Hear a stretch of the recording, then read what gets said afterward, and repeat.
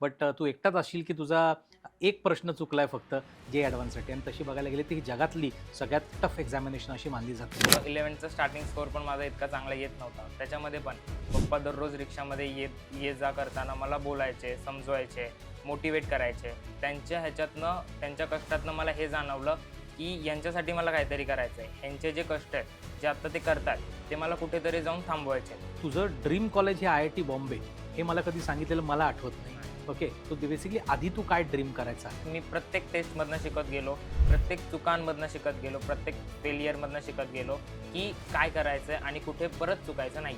ॲडव्हान्ससाठी जसं तू पेपर्स बरेच दिले, त्याच्याबरोबर काही म्हणजे अशा तू बुक्स सजेस्ट करू शकशील का ॲडव्हान्सच्या ज्या तू वापरल्या आणि तुला त्याचा बेनिफिट झाला? NCERT तर सगळ्यात बेसिक गोष्ट आहे. तिथनंच सुरुवात करायची सर्वात पहिली. एक्झामचे रिझल्ट खराब आले वगैरे म्हणून डिमोटिवेट झालाय असं?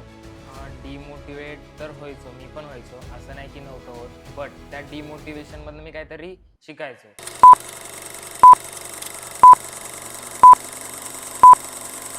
नमस्कार मित्रांनो, माझं नाव अभिषेक मेहता आणि मी मॅट्रिक्स सायन्स अकॅडमीला रिप्रेझेंट करतोय. आज आपण इथे जमलेलो आहोत एका स्पेशल पॉडकास्टसाठी. जो पॉडकास्ट आपण अशा विद्यार्थ्याचा घेणार आहोत ज्यांनी त्याची 11वी-12वीची जर्नी जी आहे ती खूप खडतररित्याने पार पाडली आणि भारतामध्ये JEE ॲडव्हान्स या परीक्षेमध्ये त्याचा ऑल इंडिया रँक जो आहे तो 53 आलेला आहे. एवढंच नाही तर JEE मेन्सचा त्याचा पर्सेंटाईल 99.92 पर्सेंटाईल आहे. ॲज वेल ॲज जी CETची परीक्षा असते महाराष्ट्राची, त्याच्यामध्ये त्याचा पर्सेंटाईल आहे 99.9961. सो एवढी अचीवमेंट जी आहे ती त्यांनी कशी मिळवली, त्याच्या मागचा प्रवास काय, त्याच्या मागे आलेल्या अडचणी काय, या सगळ्या आपण लक्षात घेणार आहोत. तो सगळ्यात पहिलं मी वेलकम करतो ओमकारला. हॅलो ओमकार. Hello sir. तो ओमकार, पुन्हा एकदा आपण भेटलेलो आहोत एका पॉडकास्टसाठी. पण यावेळेस कारण अजून एक मिळालेलं आपल्याला. मागचा पॉडकास्ट आपला जो होता तो तुझा JEE मेन्सचा जो पर्सेंटाईल होता 99.92 तो आला होता, त्यामुळे आपण भेटलो होतो. पण आजचा पॉडकास्ट आहे ऑल इंडिया रँक 53. तर सगळ्यात पहिलं मला हे सांग की हे जे फिलिंग आहे ऑल इंडिया रँक 53चं ते कसं होतं? ऑल इंडिया रँक जेव्हा मला रात्री 3 वाजता माझा रिझल्ट कळाला, तेव्हा मी थोडा डिसअपॉइंट झालो किंवा बिकॉज मला वाटत होतं की एक 40पर्यंत माझी रँक येऊन जाईल. बट स्टील 53 रँक आली. त्याच्यानंतर मी रिझल्ट पाहिला. त्याच्यामध्ये माझा मॅथ्सचा स्कोर वगैरे हे पाहून खूप खुश. आई-बाबांच्या डोळ्यात खूप अश्रू होते. आई-बाबा खूप खूप जास्त आनंदी होते आणि हा रिझल्ट मेनली माझ्या बाबांनी पाहिला. त्यांना नोटिफिकेशन आलं. 3 वाजता रात्री आम्ही सगळे एकत्र बसलेलो घरचे. रिझल्ट वगैरे पाहिला. सगळे खुश झाले. रात्रीच सगळ्यांनी साखर वगैरे खाल्ली आणि मग दुसऱ्या दिवशी एकदम क्लासमध्ये वगैरे एंट्री घेतली. सगळे टीचर्स खूप आनंदी होते. सगळ्यांनी खूप कौतुक वगैरे केलं. त्याच्यानंतर माझे मित्र जे काय होते त्यांनी पण खूप जास्त कौतुक केलं. हा एक्सपिरियन्स माझ्यासाठी रिझल्टच्या दिवशीचा तर खूपच मस्त होता. ॲब्सोल्युटली स्टनिंग आहे. म्हणजे हा रिझल्ट जेव्हा आला आता पूर्ण महाराष्ट्रामध्ये मला असं वाटतं फक्त 3च विद्यार्थी आहेत हो. जे टॉप 100मध्ये आहेत आणि त्यातल्या तू एक आहेस. हा खूप प्राऊड मोमेंट आहे आमच्यासाठी सुद्धा की तू आम्हाला लाभला असते as a student. Okay, so आपण आता काही गोष्टी अशा करूया की ज्याच्यामुळे पूर्ण महाराष्ट्रात नाही तर महाराष्ट्राच्या बाहेरसुद्धा कोणी आपल्याला बघत असेल तर त्यांनाही ही गोष्ट लक्षात यावी की तू बेसिकली ह्या सगळ्या गोष्टी हँडल कशा केल्यास. तो माझा सगळ्यात पहिला हा प्रश्न तुला राहील की आपण बरीच चर्चा मागच्या पॉडकास्टमध्ये केली होती हो. अबाउट JEE मेन्स आणि त्याच्यासाठीची जर्नी. पण JEE मेन्स क्रॅक झाल्यानंतर जो तुझी थॉट प्रोसेस होती ती बेसिकली काय होती? आता जशीच माझी JEE मेन्स क्रॅक झाली. JEE मेन्स 28 जानला माझा पेपर होता. रिझल्ट एक 10-16 पर्यंत लागला. 99.92 पर्सेंटाईल आली. त्याच्यानंतर मॅथ्समध्ये 90, फिजिक्समध्ये 90, केमिस्ट्रीमध्ये पण 55. आता यानंतर मला कळलं की आता मेन्सच्या सेकंड अटेम्प्टवर फोकस करण्यापेक्षा आपण डायरेक्टली ॲडव्हान्सवर फोकस करू. सो फेबचा कंप्लीट महिना मी फिजिक्स, मॅथ्स आणि केमिस्ट्रीचे PYQ सॉल्व्हिंग सुरू केली. ॲडव्हान्सची जर्नी एकदम मी फेबपासनं प्रॉपर ॲडव्हान्स सुरू केलं होतं. ॲडव्हान्सची जर्नी जेव्हा स्टार्ट करत होतो तेव्हा स्टार्टिंगमध्ये असं नव्हतं होत की एकदम सर्वच क्वेश्चन सुटतील. असं व्हायचं की 1-2 सुटतील, त्यानंतर 2-3 सुटणार नाही, परत सुटणार. बट या जर्नीमध्ये मला हे कळालं की मेन्स आणि ॲडव्हान्स टोटली डिफरंट आहे. मेन्स जानेवारीमध्ये जेव्हा मी मेन्सचे क्वेश्चन करत होतो, त्या क्वेश्चनमध्ये मला समजून मी ते डायरेक्ट फॉर्म्युला वगैरे अप्लाय करणार आणि सॉल्व्ह करणार. बट ॲडव्हान्समध्ये तसं नव्हतं. ॲडव्हान्समध्ये मी किती चांगल्या कन्सेप्ट बिल्ड केल्यात, किती माझी ग्रॅस्पिंग पॉवर चांगली आहे, त्याच्यावरती वर्क मी किती चांगलं अजून करू शकतो, हे सगळं ॲडव्हान्समध्ये येऊन मला कळालं. ॲडव्हान्सचा एक क्वेश्चन म्हणजे मेन्सच्या जवळपास कंप्लीट चॅप्टर इतकं असायचं. जेवढं मी मेन्समध्ये मेहनत घेतली, मला कळालं की तेवढी मेहनत आता मला 3 महिन्यात करायची आहे, जेवढी मी कंप्लीट 1 वर्षात केली आहे. आता ती कंप्लीट मेहनत मी पुढचे 3-4 महिने घेतली आणि त्यानंतर एकदम चांगला स्कोर आला. म्हणजे बेसिकली असं म्हणू शकतो आपण की तुझा जेई फर्स्ट अटेम्प्ट जो आहे हां. तो सक्सेसफुल होता आणि त्याचा पर्सेंटाईल ओके मुळे तू ॲडव्हान्स लवकर तयार करू शकला. तो म्हणजे बेसिकली हे विद्यार्थ्यांनी पण थोडं नोट केलं तर बेटर आहे की आपण सेकंड अटेम्प्टची वाट बघत बसण्यात पॉईंट नाही आहे. नाहीये. तो पहिल्या अटेम्प्टमध्येच पूर्ण जोर लावून जर तुम्ही अभ्यास केलात तर मला असं वाटतं की आपल्याला सेकंड अटेम्प्टसाठी तो वेळ घालवण्यापेक्षा आपण ॲडव्हान्सची तयारी करू शकतो. करेक्ट? बरोबर. तसा ॲक्च्युली हा जो प्रवास असतो विद्यार्थ्याचा हं. तो त्याच्या एकट्याचा नसतो. नसतो. बरोबर. त्याच्याबरोबर त्याच्या पालकांचाही असतो. हो. तर तुझ्या पालकांनी काय काय या केसमध्ये केलं किंवा काय सॅक्रिफायसेस त्यांनी सुद्धा केले?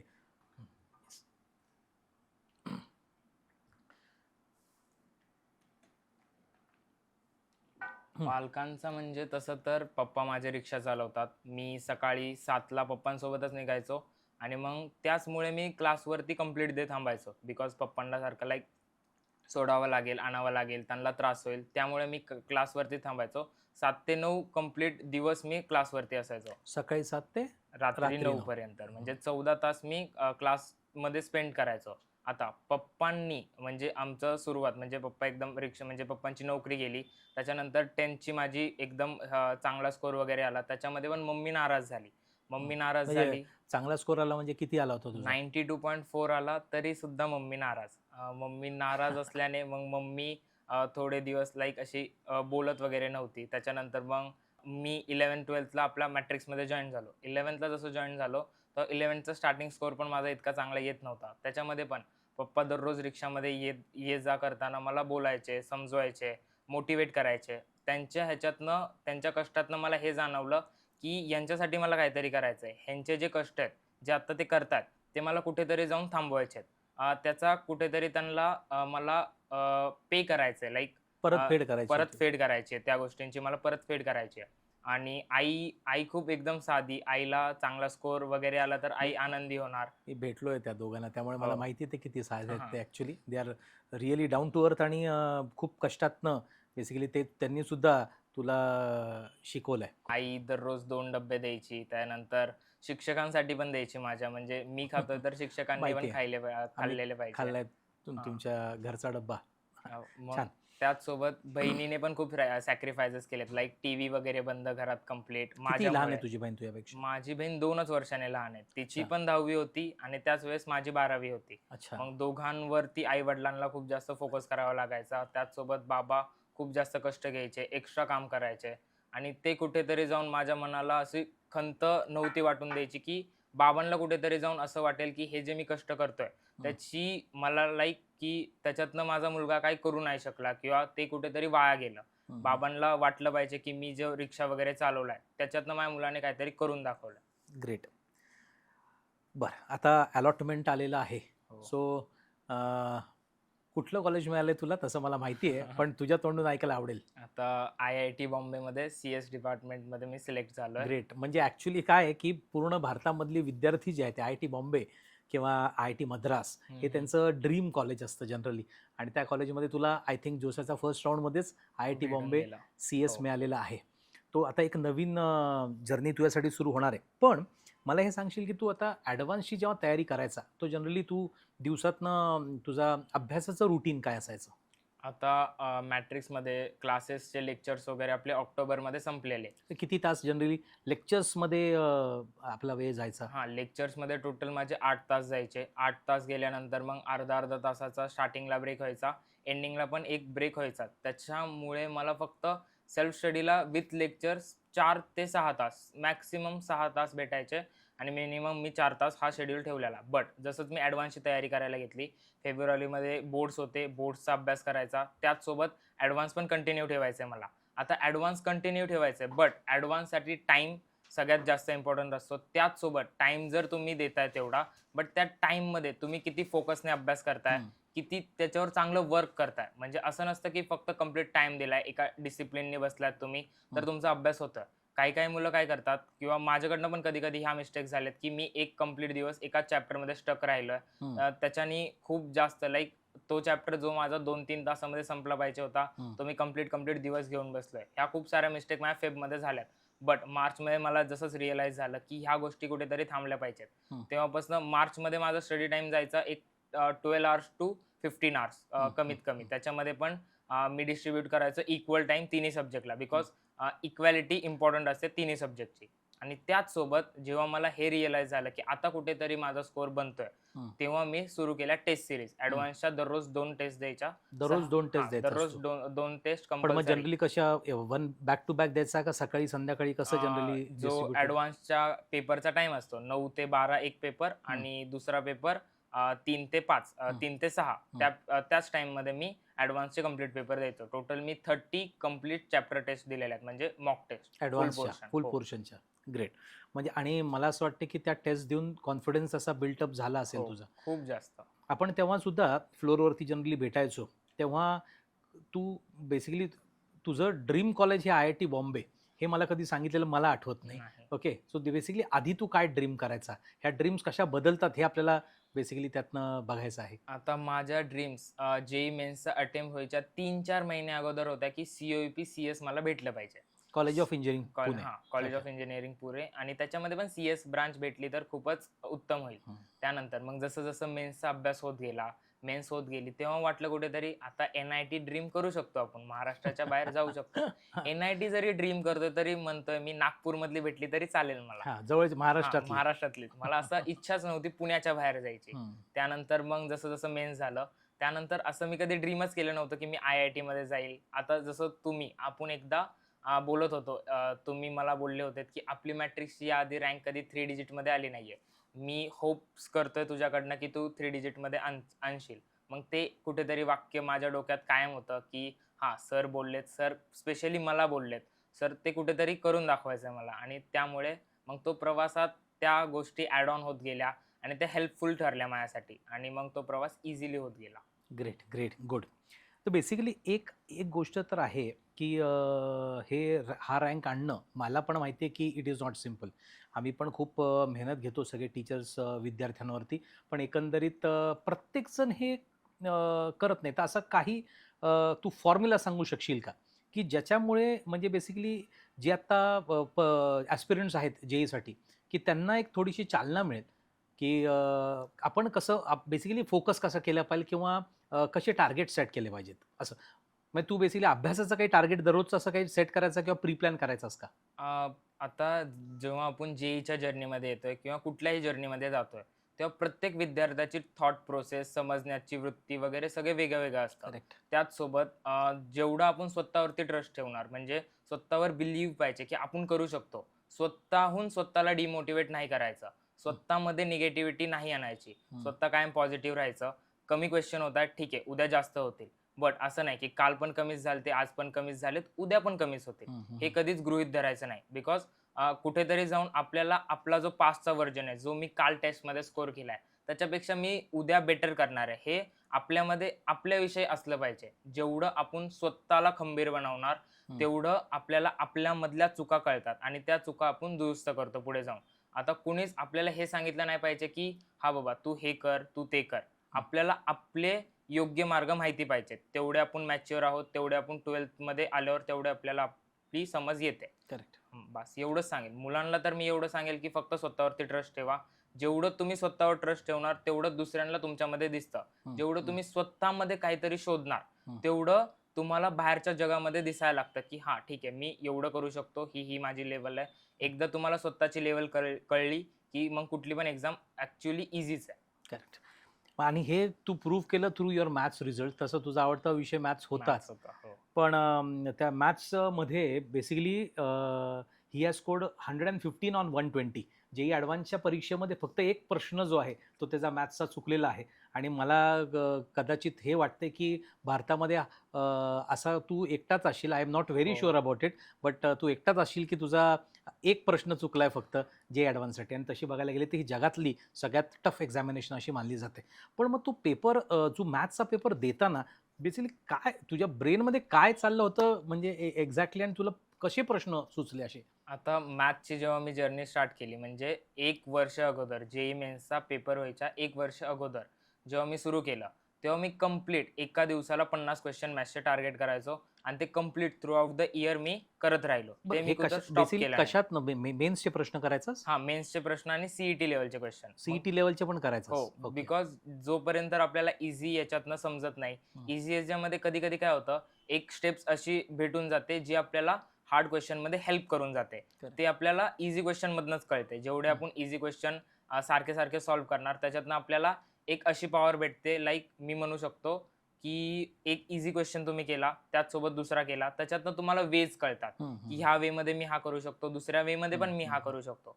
आणि ते वेज आपल्याला कुठेतरी जाऊन एकदम टफ लेव्हलच्या क्वेश्चनमध्ये हेल्प करतात. मला एक तुला विचारायचं आहे, की ॲडव्हान्ससाठी जसं तू पेपर्स बरेच दिलेत, त्याच्याबरोबर काही म्हणजे अशा तू बुक्स सजेस्ट करू शकशील का ॲडव्हान्सच्या, ज्या तू वापरल्या आणि तुला त्याचा बेनिफिट झाला? मला तिन्ही विषयांबद्दल तू एक-एक करून सांगू शकतो. सर्वात पहिलं तर मॅथ्सपासून सुरुवात हं. करतो मी.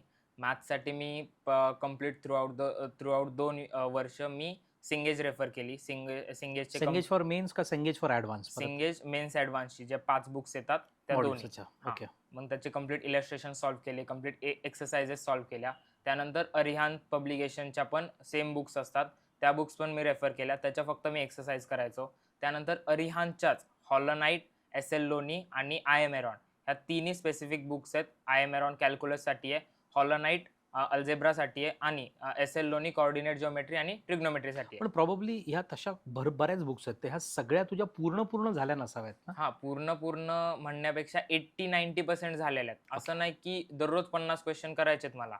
मग क्वेश्चन कुठनं भेटणार मला हं, ॲक्चुअली? हं, हं. एवढे क्वेश्चन आहेत आपल्या सिलेबसमध्ये, पी-वाय-क्यूज करेल मी. बट अजून मला क्वेश्चन जेव्हा लागायचे, तेव्हा मी या बुक्सवर यायचो. त्याचसोबत मी विनय कुमारची एक बुक केली आहे, एस-के गोयलची बुक केली आहे. हे मॅथ्ससाठी सगळं. मॅथ्ससाठी मोहित त्यागीची एक आय-आय-टीची बुक आहे, ती केली आहे. ब्लॅक बुक एकदम ईझी, ती तर मला एकदम ईझी वाटली एंडला. हां. ब्लॅक बुक अख्खी कंप्लीट सॉल्व्ह झाली आहे. ए दास गुप्ता माझ्याकडनं सॉल्व्ह झाली आहे. पण जर आपल्याला या गोष्टी समराईज करायच्या असतील, आता तू 8-10 पुस्तकं आहेत. आता विद्यार्थी सगळे एवढे घेऊ पण शकणार नाही. हं, बऱ्याच हं. जणांना ते शक्य पण होत नाही.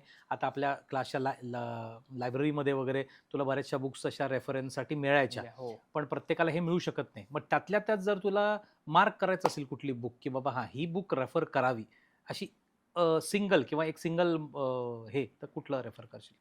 जर सिंगल रेफर करायचं तिन्ही सब्जेक्टसाठी तर मी एकच बोलेल, सिंगेज तुम्ही रेफर करू शकतात आणि फिजिक्ससाठी एक फिजिक्स गॅलेक्सीची बुक येते, ती एक्स्ट्रा तुम्ही रेफर करू शकतात आणि केमिस्ट्रीसाठी क्वेश्चन सॉल्व्हिंगला एम-एस चौहान, व्ही-के जयस्वाल ह्या 2 वेगळ्या बुक्स येतात आणि एन अवस्थी फिजिकल केमिस्ट्रीसाठी असते. ही फक्त क्वेश्चन सॉल्व्हिंगसाठी तुम्ही रेफर करू शकता. एन-सी-आर-टी बघितलं होतंस किंवा केलं होतंस एन-सी-आर-टी तर NCERT? सगळ्यात बेसिक गोष्ट आहे. हं. तिथनंच सुरुवात करायची सर्वात पहिली. हं, खूप हं. मुलं काय करतात, की सिंगेज वगैरे किंवा कुठल्यातरी रेफरन्स बुकवर जातात. जसंच क्लासमध्ये शिकवलं जातं, रेफरन्स बुकमधनं आपण सॉल्व्ह करू वगैरे करतात. बट एन-सी-आर-टीमध्ये एकदम बेसिक डिटेलमध्ये दिलेलं असतं आणि त्या डिटेल्सच इम्पॉर्टंट असतात. बिकॉज कुठे-कुठे जाऊन आपण स्टक होतो, की हं. हे आलं कुठनं? हं, हे हं. आपल्याला कळत नाही आणि हं. ते एन-सी-आर-टीमध्ये एकदम लाईन बाय लाईन गिव्हन असतं हं. आणि असं नाही की मेन्समध्ये क्वेश्चन त्या रेफरन्स बुक्समधनंच येतील किंवा खूप चांगलेच क्वेश्चन येतील. हं, बट हं. कधी-कधी काय व्हायचं, एक वेळेस असा पण यायचा की एन-सी-आर-टीची लाईनच डायरेक्ट मेन्सच्या क्वेश्चनमध्ये आली आहे. हं. सो एन-सी-आर-टी, स्टेट बोर्ड आपली महाराष्ट्राची त्या दोन्ही बुक पण खूप जास्त इम्पॉर्टंट आहेत. त्या हं. पण एक refer through out the year read केल्या पाहिजेत. बेसिकली असं होत असेल, की जे ॲडव्हान्सचे तू सुरुवातीला परीक्षा दिली असेल, एकदम स्टार्टला जेव्हा तू ॲडव्हान्स करत होता आणि सुरुवातीच्या परीक्षा दिल्या, हं, हं. तेव्हा तुझा जनरल स्कोर जो आहे, तो काय कितपत बनायचा जे ॲडव्हान्सच्या एक्झाममध्ये? 180 मार्क्सची एक्झाम द्यायचो मी. 180 मधनं माझा स्कोर 75 टू 80 म्हणजे 70 टू 80 पर्यंत जायचा. जेव्हा 70. मी स्टार्टिंग म्हणजेच 12th मध्येच मी एक्झाम दिलेली. 11th मध्ये मी कधी ॲडव्हान्सची एक्झाम दिलीच नाही. 12th तो आपण मध्ये जेव्हा 80 जर दिली. कन्सिडर केलं, हं, तर हं. 180 पैकी 80 तुझा कन्सिडर आहे. हां. म्हणजे जर 360 आपण कन्सिडर केलं, तर 160 हा तुझा स्कोर 160 होता स्कोर आणि होता. इव्हेंच्युअल तुझा स्कोर आता फायनल जो 286 आहे. 286 होता हां. ऑन 360. ठीक आहे. तो आता मला बेसिकली हे तुला विचारायचं आहे, की याच्यामध्ये तुझं आता ह्या टाईम टेबलमध्ये फॉर एक्झाम्पल तू कुठल्या-कुठल्या विषयाला किती वेळ तू द्यायचा जनरली? किंवा असं काही तुझं डिस्ट्रिब्युशन असायचं का दिवसातलं? दिवसातलं डिस्ट्रिब्युशन असं म्हणू शकतात, की तिन्ही सब्जेक्ट मला एका दिवसात कंपल्सरी करायचे आहेत. हं. मग ते मी कधी पण करू, कुठे पण करू. बट तिन्ही सब्जेक्ट कंपल्सरी करायचे आहेत. Because paper okay. आपल्याला तिन्ही सब्जेक्टचा द्यायचा आहे. हम्म. तिन्ही सब्जेक्ट ॲट अ टाइम येणार आहेत. पेपरमध्ये असं नाही होणार आहे की या सब्जेक्टमधनं जास्त हम्म. क्वेश्चन येतील, याच्यातनं कमी येतील. इक्वल डिस्ट्रिब्युशन असणार आहे. सो आपण जर स्टार्टिंगपासूनच ही सवय मेंटेन ठेवली की तिन्ही सब्जेक्ट दररोज आपण करतोय, तर ती सवय एंडपर्यंत चालते आणि तिघांमध्ये एक डिसेंट खूप चांगला स्कोर पण येऊन जातो. ॲब्सोल्युटली आय ॲग्री विथ दिस. मी पण आपल्या आत्ता या करंट विद्यार्थ्यांना पण हेच सांगत असतो, की एकच विषयाच्या मागे लागतात, दिवस दिवस तोच विषय आवडत असतो म्हणून तोच करत बसतात. पण इव्हेंच्युअल रिझल्ट जनरेट करण्यासाठी तिन्ही विषय महत्त्वाचे आहेत. आहेत. हँड इन हँड ते तिन्ही गेले पाहिजे फॉर ऑल दीज एक्झामिनेशन. तू नीटची परीक्षा देणार होतास काय? त्याचं काय झालं? नीट दिली होतीस का नाही?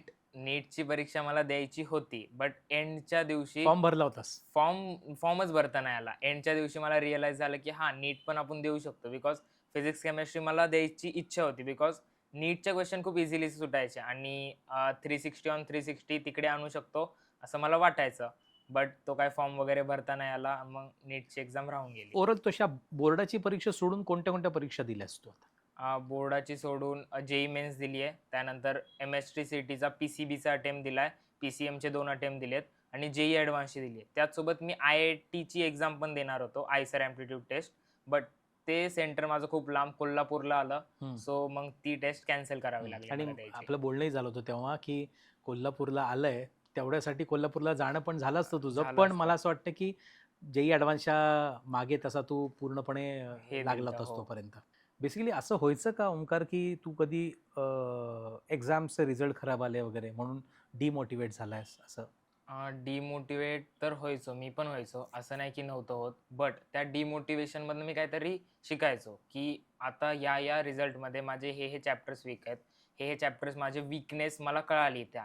आता त्या वीकनेसवर मी पुढे जाऊन काम करायचो. डिमोटिवेट होऊन तिथे थांबायचं नाही. फॉर एक्झाम्पल 20 क्वेश्चन तुम्हाला दिलेत. 20 मधनं तुमचे 13 क्वेश्चन सुटलेत. असं नाही की ते 13 क्वेश्चन सुटलेत म्हणून तुम्ही पुढे गेलात. बट ते 7 क्वेश्चन जे नाही सुटले त्यामुळे तुम्ही कुठेतरी मागे पडलाय. ही सगळ्यात इम्पॉर्टंट गोष्ट आहे आणि ही रिअलाईज होणं इम्पॉर्टंट आहे. मला सांग जनरली ह्या जर्नीमध्ये तुझ्या तू मोबाईलचा यूज वगैरे केला का? स्मार्टफोन्स वगैरे वापरले का? किंवा सोशल मीडियावरती तू होतास का? सोशल मीडियावरती तर झिरो, एकदम जायचंच नाही ठरवलंच होतं. स्मार्टफोन होता पण तुझ्याकडे? स्मार्टफोन पण नव्हता. नोकियाचा आपला एक नॉर्मल बटनवाला फोन, तो मी म्हणजे नोव्हेंबरपर्यंत यूज केला. नोव्हेंबर नंतर मग आईचा फोन आणायचो मी, किंवा क्लासमध्ये टीचर्स पण मला फोन त्यांचा द्यायचे. का तो पण जे बेसिकली का लागायचं फक्त तुला? टेस्ट द्यायला, ऑनलाईन टेस्टसाठी मी फोन यूज करायचो. आणि जर मला जर पी-डी-एफची गरज आहे किंवा कुठली बुक मला बाय वगैरे करता येत नाहीये, तरी मी ती पी-डी-एफ मधनं त्याचं प्रिंटआउट वगैरे काढायचो. बिकॉज इम्पॉर्टंट काय, एकदा जर मोबाईल आपल्या हातात आला, तर आपल्याला त्याची सवय लागून जाते आणि ती सवय लागली नाही पाहिजे. एकदा मोबाईल हातात आला, कधी आपण अभ्यास करू आणि कदाचित कुठेतरी जाऊन आपण YouTube वगैरे बघू. YouTubeवर फॉर एक्झाम्पल मोटिवेटिंग लेक्चर बघतोय मी. बट कुठनं ते स्किप होतं, कुठेतरी ॲड वगैरे येते, तिथनं आपलं माइंड कुठेतरी डिस्टर्ब होतं आणि ते जे आपण प्रिंट वगैरे काढल्यात त्याच्यामध्ये त्या गोष्टी होत नाहीत. तर म्हणजे सेलफोनचा तसा काही खूप मोठा माझ्या हिशोबाने रोल नाहीये नाहीच आहे. तुझ्या ह्याच्यामध्ये, नाही. अभ्यासामध्ये तरी. ठीक आहे. मग after this you can say JEE ॲडव्हान्सचा रिझल्ट, त्याच्यानंतर आता पुढचा अप्रोच जो आहे तो कसा होता बेसिकली? कारण की विद्यार्थ्यांना ते पण माहिती असलं पाहिजे, की बाबा तुझा आता रँक आला 53. मग 53 रँक नंतर व्हॉट नेक्स्ट? म्हणजे काय केलंस त्याच्यानंतर? जसंच माझा 53 रँक वगैरे आला, त्याच्यानंतर मग स्टुडंटसोबत कॉन्टॅक्ट वगैरे वाढले. स्टुडंटने विचारायला सुरू केलं, की "दादा कसं केलं? दादा कसं एवढं झालं? तू अभ्यास." सगळ्यात पहिला प्रश्न तर त्यांचा हा असायचा, की "तू अभ्यास कसा केला?" मग तो प्रश्नाला एकदम असा पाठ झाल्यागत मला झालेला आहे. मी ऑब्झर्व केली ही गोष्ट, की तुझ्या आजूबाजूला जनरली विद्यार्थी असतात आणि ॲक्च्युली असं आहे, की त्याचा परीक्षा झाली आहे, त्याचा रिझल्ट लागला आहे, पण अजूनही तो 10-10, 12-12 तास क्लासवरती असतो आणि विद्यार्थ्यांना तो गाईड करतोय. बेसिकली असे अनेक त्यांनी सेशन्स पण घेतलेले आहेत. How to study rather topics, doubt solving, बरंच काही. म्हणजे तो आता परवा दिवशीच जाणार आहेस तू, ओके, बॉम्बेला. पण त्याच्या आधी त्यांनी भरपूर काही आत्तासुद्धा मदत केलेली आहे. Great, good. सो पुढचा मला हा प्रश्न विचारायचा तुला, की टेस्टिंगवरती म्हणजे हे टेस्ट्स वगैरे ते तू घाबरायचा टेस्टला का फ्रंट फुटवर येऊन जनरली द्यायचास? आता कधी-कधी काय होतं, एक वीकली टेस्ट आहे माझी आणि वीकमध्ये 2-3 दिवस मला त्या टेस्टचा अभ्यास करायला जमलं नाही. आता उरले माझ्याकडे 2 दिवस उरलेत आणि मला त्या टेस्टचा कंप्लीट अभ्यास करायचा आहे. तो त्यामध्ये असं नाही की टेस्ट वगैरे स्किप करेल मी, पण थोडेफारच टॉपिक करेल. बट थोडेफार जे काही टॉपिक मी केलेत त्याच्यामध्ये पण चांगला स्कोर जनरेट करायचा ट्राय करेल. बिकॉज जोपर्यंत आपण टेस्ट देत नाही तोपर्यंत तो चॅप्टर आपला कितपत झालाय ते आपल्याला समजत नाही. टेस्ट सगळ्यात जास्त इम्पॉर्टंट आहे आणि मी स्टुडंटला हे सांगेल की टेस्ट तर तुम्ही कसली स्किप वगैरे करू नका. टेस्ट द्या, त्याचे ॲनालिसिस वगैरे करा. त्याच्यावरनं तुम्हाला कळतं की तुम्हाला काय करायचं आहे, कुठे तुमच्या चुका होतात, त्या चुका कशा दुरुस्त करायच्यात, हे तुम्ही फक्त टेस्टमधनंच करू शकता.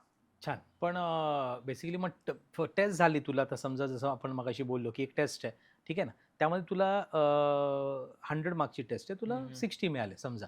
तो मग त्या आफ्टर दॅट काय? जनरली तो टेस्ट पेपर परत रेफर व्हायचा तुझ्याकडनं का रद्दी?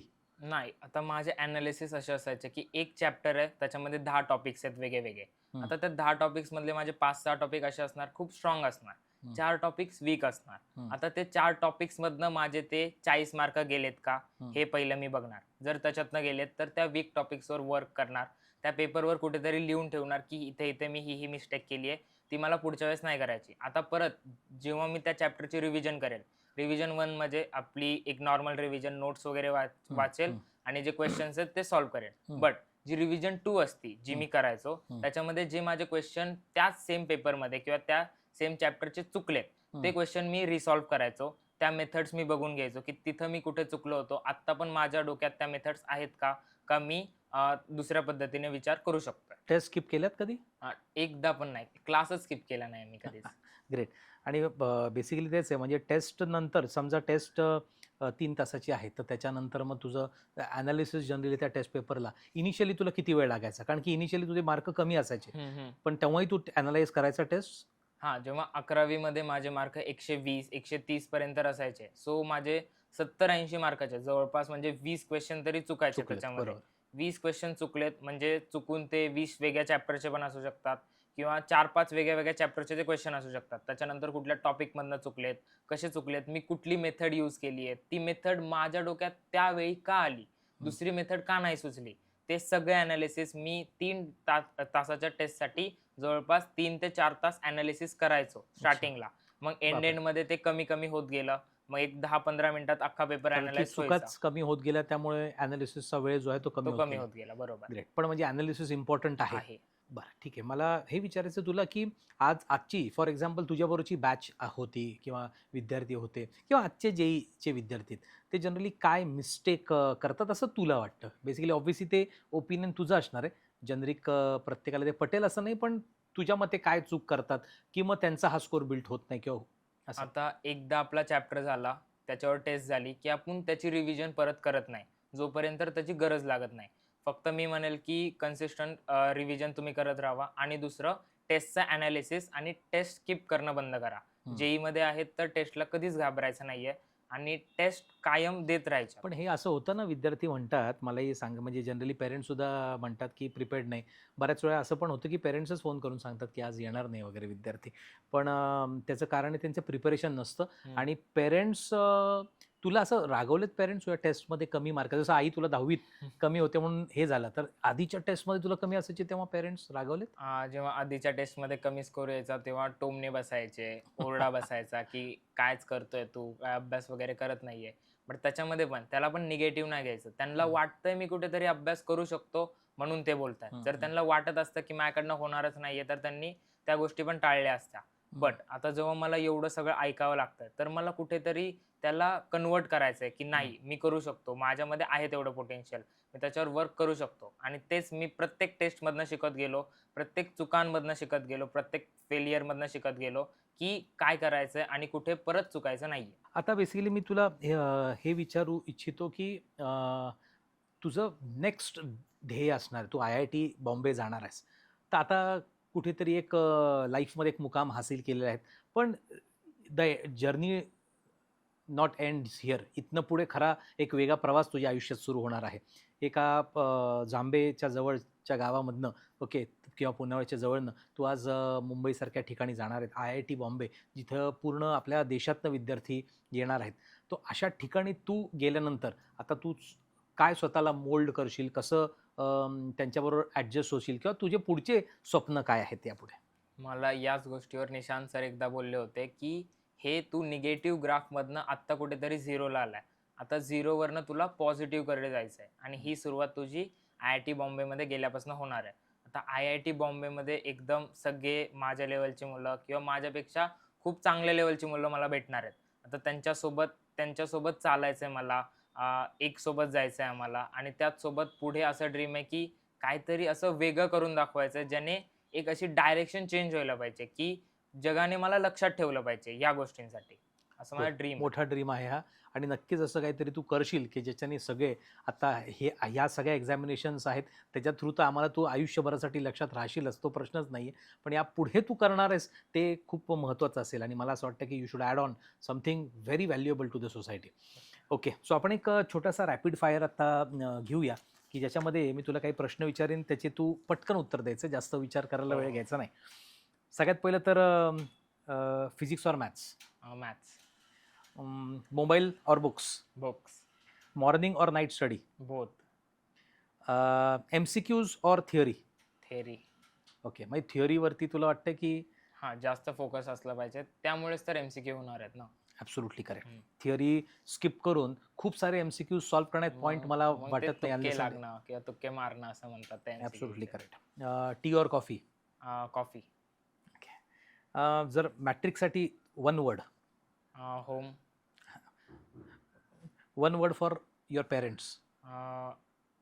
Consistence motivation. एक कायम भेटणारं मोटिवेशन आहे. Great, good.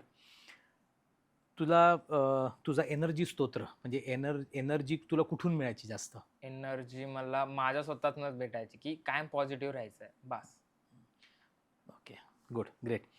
तो या सगळ्या प्रश्नांनी ओमकारने एक तर गोष्ट सिद्ध केलेली आहे की एक कन्सिस्टंट एफर्ट थ्रू आउटपुट केला तर हा रिझल्ट जो आहे तो मिळणं प्रत्येकाला शक्य आहे.